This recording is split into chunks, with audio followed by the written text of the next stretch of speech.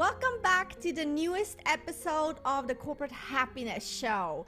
And I'm your host, Jacqueline Pirtle. And I tell you what, today's guest is incredible. We met through the focus research groups that I hold on, happiness at work and burnout and wellness and all this juicy good stuff. And she has a very, very bright voice, very powerful. And I love that, just her style on empathy and just goodness. So welcome, Natasha, for being on the show. Thank you. Thank you for having me. I'm very excited to be here and talk about what's really important, which is happiness in the workplace. Right? It's such a hot and juicy topic. And I feel like it's like, even though it's common sense, and I would think that most people, understand it and want it and whatnot, it's still, there is this awareness that really needs to happen. And that's the podcast that we're talking about and the focus groups and people like you, that are in HR that actually willing to speak out. So I'm just really super excited that you said yes to being on the show. So thank you. Yeah, So thank you are an HR people professional, people ops professional, and you are the head at your company of doing that. Tell us a little bit about what that means. Yeah. So I am head of people at a conversational AI startup based in San Francisco called GameOn Technology. Basically, what that means, I'm responsible for all things people and culture. That's multifaceted. So there are a lot of different aspects of the business that I get to touch and be a part of. It's being a strategic partner to our leadership team, our executive staff, as well as being an advocate for our team internally, right? The employees. That's whether that's crafting our benefits offerings or talking about performance and setting goals and even as far down as, what is our team retreat going to look like, right? At the end of the year, how are we connecting individuals and creating a space where they're able to build relationships and feel connected to the work that they're doing. It's a lot. I think all HR professionals would probably say that they're touching a lot of different things, but it's both complex and challenging, but also very, very rewarding, what the work that I get to do. I like it. It's almost like you're like that magic glue, right? It's like you're in the middle, you're that magic glue. And I like what you said about strategic partner to the upper level, higher level, because a lot of times HR are not like respected in that way. They're not looked at in that way. And I think that it comes from the higher level. So what would you think that HR people, the support that HR people need from the higher level, so they're actually looked at as a valuable partner and not just something, a department where you just shove everything that nobody else wants to deal with or whatnot, right? Yeah, I think that's a great point that you make, and I think the way of the world is shifting, and I think success in businesses is also shifting over the last Yes. several years.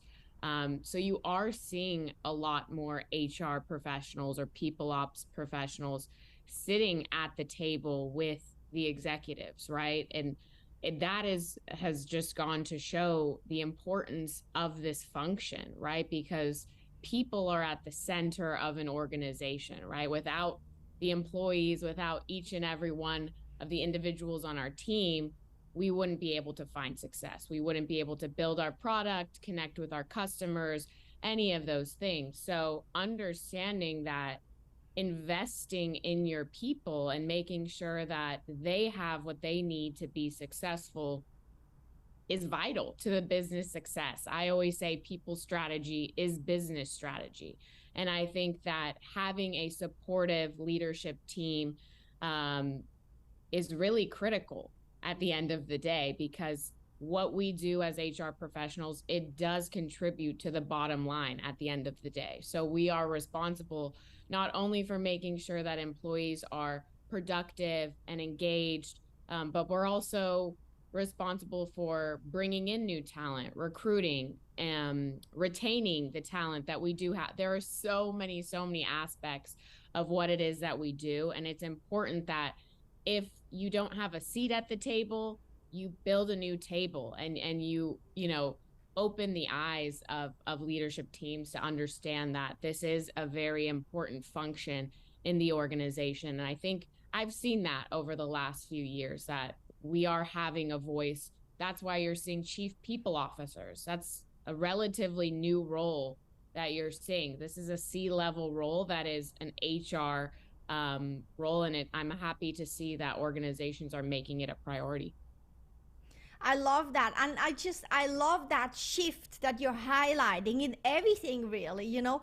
And so, also, what's come to my attention through the focus groups and through the podcast and whatnot is really that, and I never even thought about that really when I started in the podcast and the focus groups, that HR people are really kind of not in the loop, right? And it's time that HR people have that seat at the table, because that will only help the executives, you know, and it will help the people, because you're like this glue in between. You can say to the executives, if they're willing to listen, hey, the way you're doing this, it needs a change. And you're able to say to the people and say, what do you need? And listen, you know, in order to make this work, it has to be an exchange. You're like this multi-dimensional octopus that holds everything together if you get a seat at the table. So how would you, or what would you tell HR people that are listening to that and say, yes, yes, yes? How can you make it happen? You said, you know, create a new table. So if you have a company that does not do that yet, and you as an HR person say, well, I want that, and I need this to be that way in order to do my job fulfillingly and good, what Right. would you say to them, and how to create a new table? Yeah, that's a great point and question. I think the way to go about doing that is build a case. I always say build a case and support it with facts, support it with data. You have to go to the table and stand strong in what you're saying. You know, you need to be confident in that HR is a critical function in the organization, right? And you go and you say, you know, I'm unable to do my job at the highest level if I don't have visibility and a seat at this table and to be a part of the conversation. I think the aspect of this that's really interesting to me is that HR professionals are supposed to be a support function in an organization, right? We're supposed to support our employees, we're supposed to support the executive team, and we are asked to be, like you said, this glue, but also I call it a bridge. We're a Yes. bridge most of the time, right? And we're expected to fill gaps and provide solutions to, you know, problems or whatever it is. But I always say it's difficult for me to solve a problem if I don't know what it is, right? If I'm in the dark and I don't have any visibility, then I can't go in and solve any issue or provide a solution. So I need to be able to see it from all angles. And HR really sits in the middle of that. So It I think really that is, yeah. that is the case that, you know, any HR professionals that want to, you know, create a seat, pull up a seat, create a table, that's the case that you need to build. Is like, I can't help you help your people and help this business be successful until I have, you know, the tools and the resources that I need, which is that visibility, which is being a part of those internal high level conversations. I like that. It's like this, you know, it's like this call to be active, proactive about it. Don't be afraid, you know, Right. don't be afraid. Love your job and make it more challenging and fulfilling for you by actually taking charge and saying, hey, what you just said, this is important. I want to do my job right, but these are the needs, and they may have changed, you know, Right. because everything shifts. But as a good HR, person, and that I'm happy at my job, this is what I need. And then create space for you. Create space for you, because I feel like HR doesn't have that space, and it's, or at least in many companies.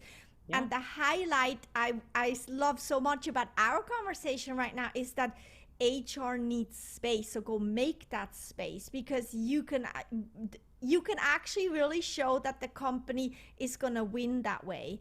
And Right.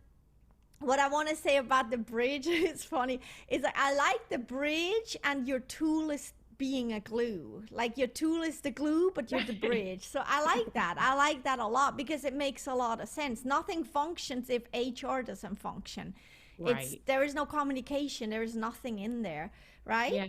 And what I would say is, the organization that I'm a part of, GameOn, um, what really was intriguing to me when I was in early conversations with joining the team was that they're a small team. I think we're about 42 employees in total right now, but when I joined the team, we were closer to 20. And it was surprising, but in the best way possible, that the team was hiring for a people person, because you typically don't see that happen until way later down the road when there are hundreds of employees, maybe, and it's too late at that point to bring in your HR, bring in your people person. They need to be a part of building the foundation, right? And doing things properly from the beginning, because it becomes more difficult down the road to kind of go back and change things and restructure them when things have been done a certain way for years. So I was really pleasantly surprised, and which is what made me go forward and join this team, because I understood at that point that this leadership team was truly a people first mindset, right? They truly cared about the success of their people, the investment in their people. And that's what got me excited. And I think what's setting us up for success going forward is early investment and knowing that they truly did believe in HR as a critical function in the organization. So that is what I always say to other organizations is invest early. It will pay off. There will be a return on your investment when you do. I love that. I love that. And I'm super happy that you found such an amazing place. Such it's just Thank you. it changes everything, when It you does. work for a place that you really, truly care for too, and they care for you. So would you say that what you just said, bring in, HR people to Yeah. care for your people early, would you think that then that creates the culture in the company? Yeah, absolutely. I think it's a part of creating the culture. I wouldn't say that people are necessarily fully responsible for the creation of the culture. I think people are responsible for cultivating and protecting and strengthening the culture that's in place. For example, I joined this team, the company had already been around for 7 years, right? Had been in business. So it would be crazy for me to come in and say, here's your culture and this is what it Yeah. needs to be, right? Like, who am I? So Yeah. these individuals, these founding members of the team, they had already a culture in place. They had established something. They had built relationships with one another. The exact thing that drew me into this company, what my role as a people operations person was to come in and to highlight the things that were done really well, the foundation that they had put in place, and then to uncover and discover where we wanted to go and what kind of culture we want to have moving forward as the company scales and grows, because that changes. The more people you bring into a team, culture will shift. Yeah. But I think, people operations professionals, they are playing a significant role in shaping the culture, maintaining the culture. If there's a negative culture in place, maybe changing the culture. But I think if there's already a good foundation in place, it's really our role to come in and help maintain that and keep it on track, protect the good culture that's in place. I love that. And when you said like culture shifts with the growth of a company, so that leads kind of like into what I wanted to talk to you about growth. So, what is this whole thing about growth, and what do you think about growth for the people that want to grow at the job, but also growth in the company? Because sometimes there's a disconnect there, right? Yeah, absolutely. Growth is exciting for a lot of different reasons. I think, business growth, personal growth, it's always an exciting opportunity, but it also comes with its own challenges, right? People, human nature, we are resistant to change. And there are always going to be those growing pains with any growing company. So I think what needs to be in place again is a supportive environment. It's having a conversation, and understanding what really motivates your team, your people.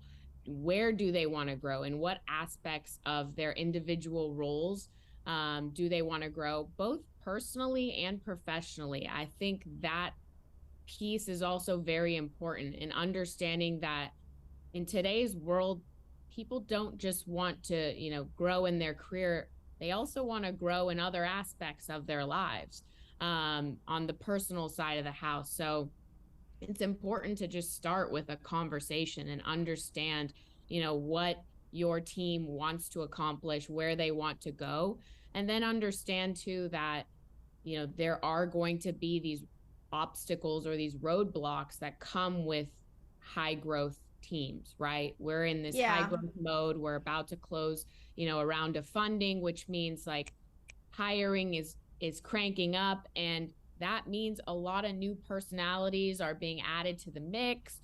And it's very delicate. You have to manage and maintain a lot of different intricacies within the organization. But I would say really it's a conversation that you have to have with the team, and it's a continual conversation and understanding we will get you to where you want to go, but let's work together to make this a reality. Let's make this possible for you, and these are the best next steps that we'll take together as a team.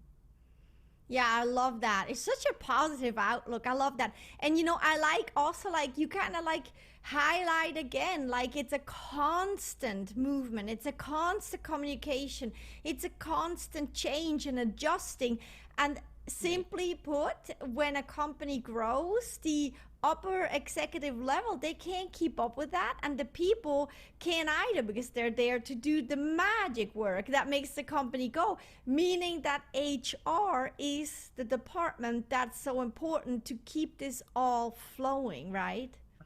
Right. Yeah, absolutely. And that's where again it's a bit of the bridge work, climbing or building the bridge with your little glue on the side, Yeah. um, and I making love sure that. that and I making sure know. that all members of the team, from the executive leadership team down to an individual contributor on the team, understands what it is that we're doing. I always say it's important to talk about the why behind the what. When you are growing at a fast rate, again, things will slip through the cracks. There is a higher probability that you'll run into some issues, right? Yeah. Um, so it's very important for people teams to be equipped to explain to the team why it is that we're doing what we're doing. Because again, with growth means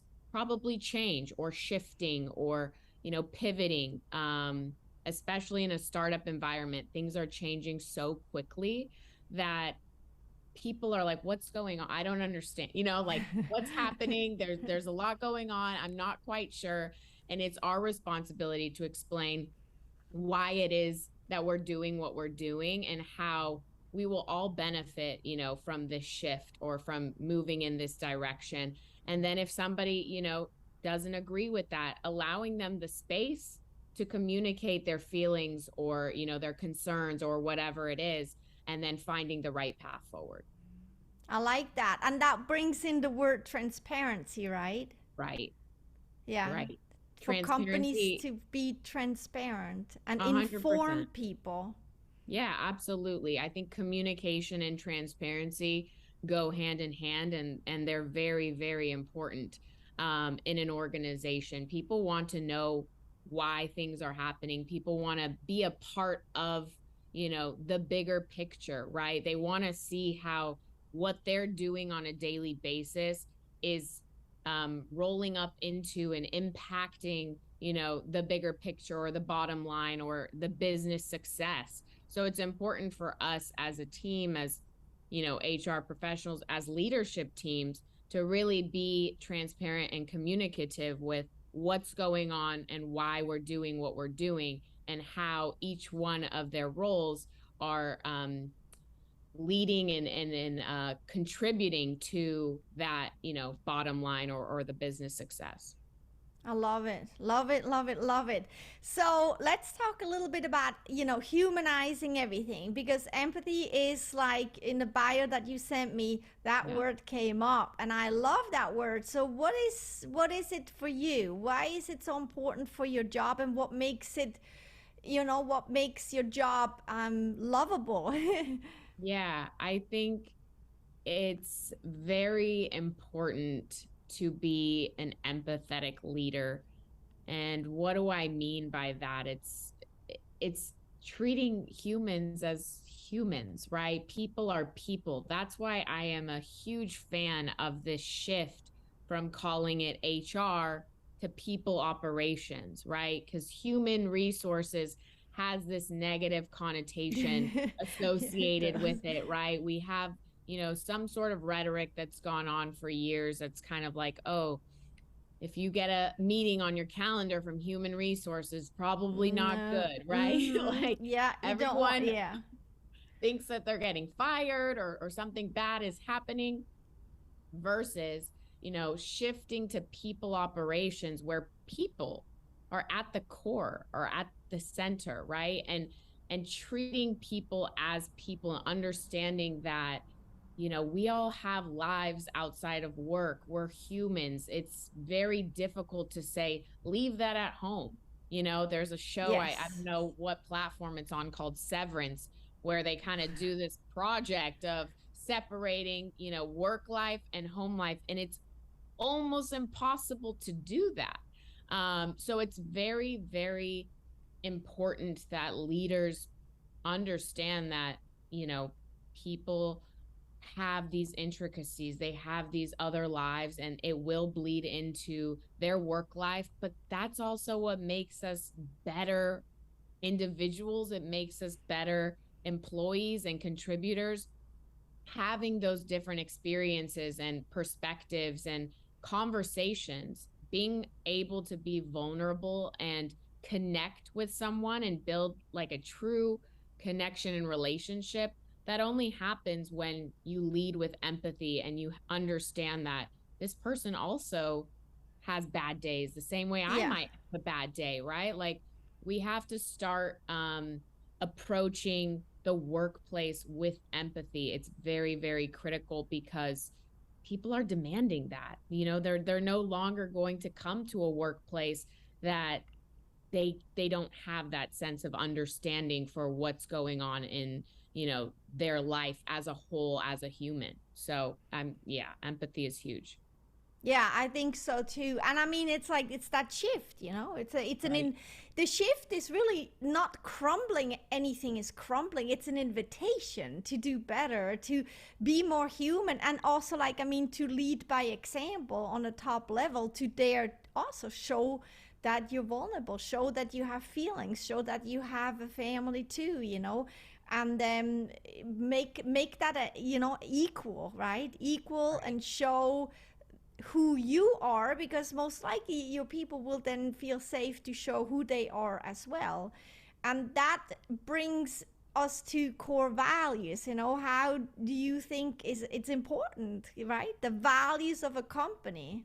Right, absolutely. I always say I studied psychology and business in school, so I'm very fascinated with the way that the brain works, why people behave the way that they behave, or their emotions and their thoughts, right? And motivation is one of those things. Motivation is connected to values and rewards, and I think we all as human beings have that sense of um, what motivates us, right? What gets us excited, what keeps us engaged and focused, and it comes down to a person's core values. Whether it's internal, what their core values are, what the company's core values, there should be some alignment there.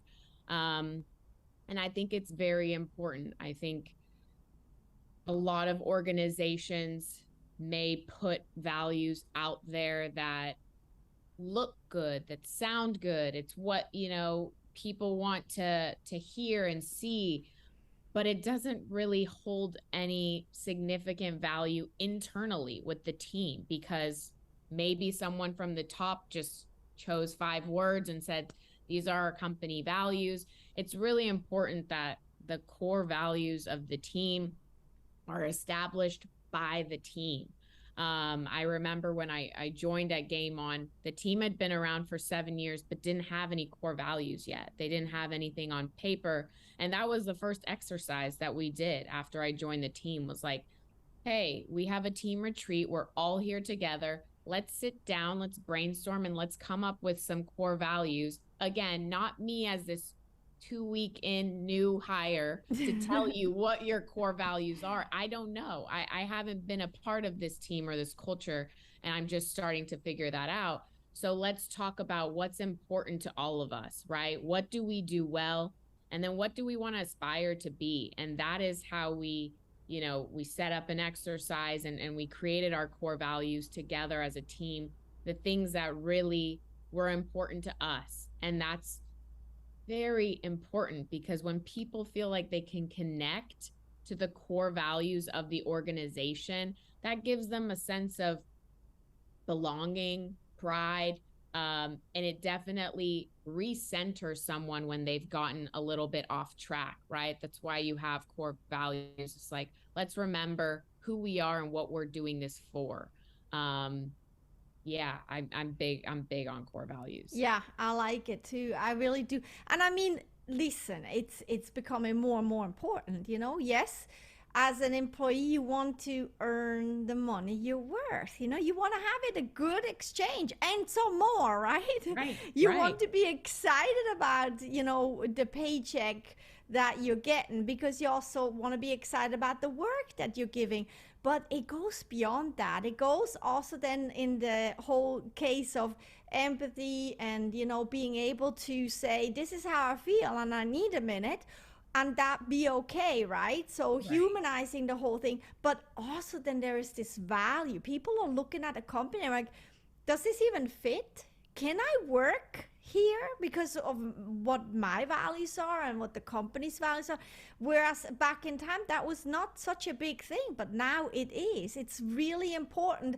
And I think it's really important. There are different values out there, and that's okay. But it's Right. important that you're open about it and you really can stand straight with what you say. It's not just something you say, it's really who you are as a company, because then the people that will take the job, they can align with that, and that's together you can thrive like that. Otherwise you have people leaving because they're like, well, that was not very truthful or not outspoken or whatnot.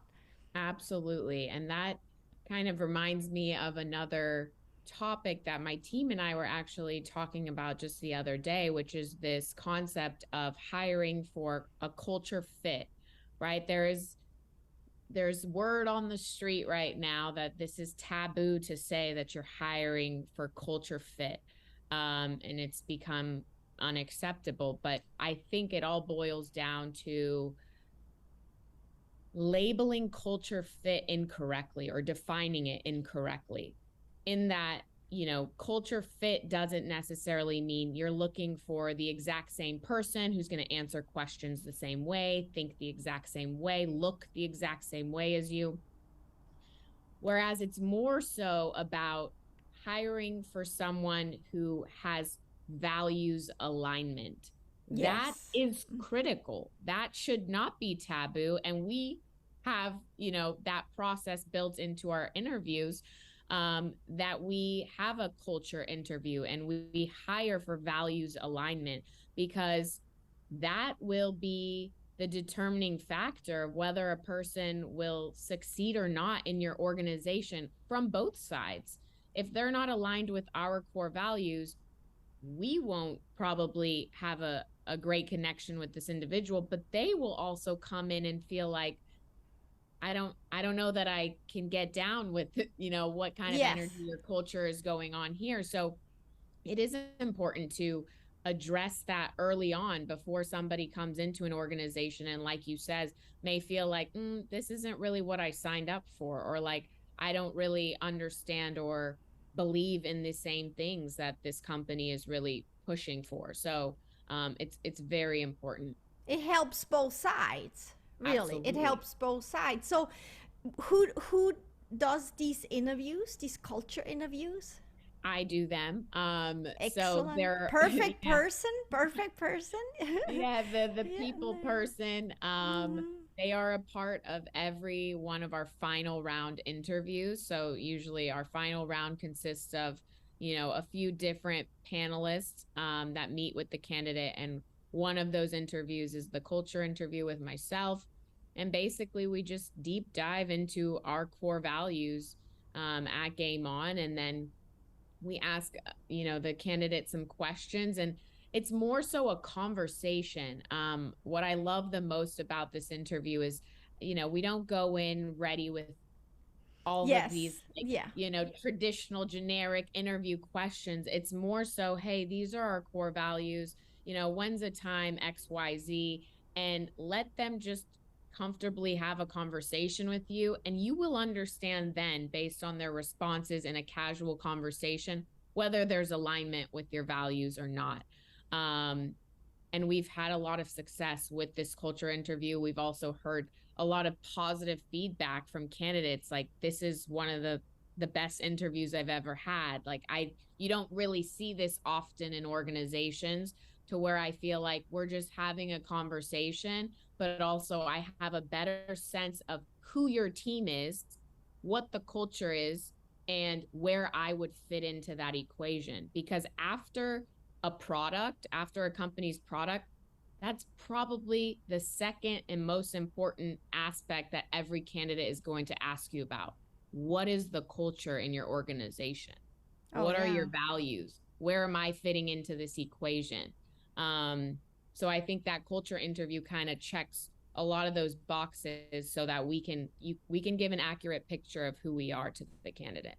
I love that. I mean, I think this is brilliant, brilliant. And it's like, it goes back to humanize the process. Right. You know, humanize the process and see if it's a fit, because it helps both sides. It really Right. is. And it's clarity and it's transparency and all that good, juicy stuff. So, how do you keep yourself happy and fulfilled?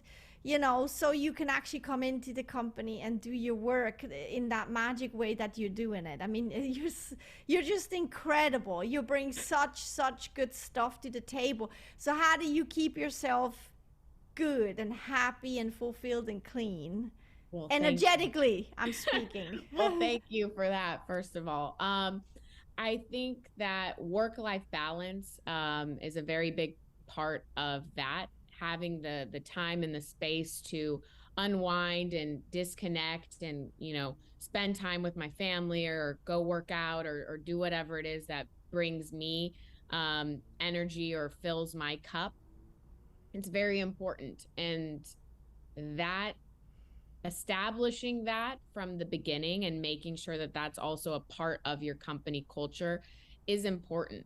We just are, I don't know, are we still in this pandemic, or, Yeah. COVID the last 2 years? Like, we just We went just through this. we're Yeah, in a new phase. We're in we're a in a new new phase. phase. We're We're in a new now. phase. We're I just don't know. now. Yeah. Yeah, exactly. So, you know, that also blurred a lot of lines for people who weren't able, we were stuck in our homes, especially in California. the lockdown was, very strict for a long period of time. So you didn't have interactions. You weren't going into an office. Maybe your office was in your bedroom. The lines were very Yeah. blurred. So that work life balance, you were just working 24/7. And that was causing a lot of burnout. It was causing a lot of individuals to feel like I can't recharge. I can't ever get up and like feel energetic and ready to come to work because it's just nonstop.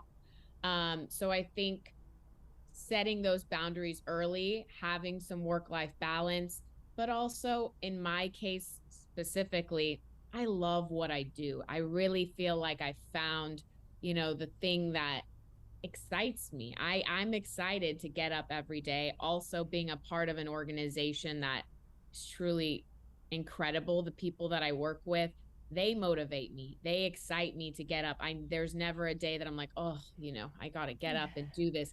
Even if there are challenging or stressful aspects that come with the territory of, this role that I have. Um it's still exciting. It's still, every day I feel, motivated and excited to get in and to work with really incredible individuals. Well, that's wonderful to hear. And I tell you what, it's like, if you have the support, then you can overcome any issue, any stress or whatnot. It's really boils down to humanize it, empathy, taking time off when you need it, and Right. the support system and Right. valued. You're valued at your company, meaning that you feel good being there. And that's just really important. So where can people find you, Natasha? Where can people find me? They can find me on LinkedIn. Um, that's pretty much my main platform. That's it. I really enjoy LinkedIn as a platform. I think it's amazing to connect individuals. I'm also a part of a couple of HR communities in Slack. And those are also really great avenues for people to Yeah, connect. people. I in the message that I sent you, I thank you for connecting us in that focus group that we had, because it's always nice to talk to others that are in the field doing what you're doing, fighting the good fight. I think, a lot of us are on the same wavelength of wanting to change the narrative from HR to people operations, changing it, Yes. shifting it to a more people centric, humanized um, sector within an organization. And it's nice to have those conversations with others that understand, what it is that we're trying to accomplish, and really creating, these safe spaces for our team members and people to feel good about what they're doing. So you can talk about the bridge and the glue. Bridge and the I glue. love it. I love it. And your last name is Ubaldo, or did Yes. I pronounce that correctly? Yes, Ubaldo. Yes. Okay, good. So it's Ubaldo. And so I invite everyone to check Natasha out and to really connect because, yeah, like you say, it's like nice to have support. And you have just so much information with your background, the work you do, so thank you so much for being on the show and sharing you with us. Thank you. No, thank you. I really enjoyed this conversation. I look forward to keeping up with what you're doing. I think this work is very, very valuable. And to all the listeners out there, hope you learned something. And I'd love to connect. So thank you for making this possible. Thank you. Yeah, I love what I do on every level, on every level. So, thank you so much, listeners. I hope you got a lot out of this conversation and you feel really uplifted and enjoy, going to work and creating, especially for the HR, people, create what you want the position to be. So, thank you for listening. Until next time.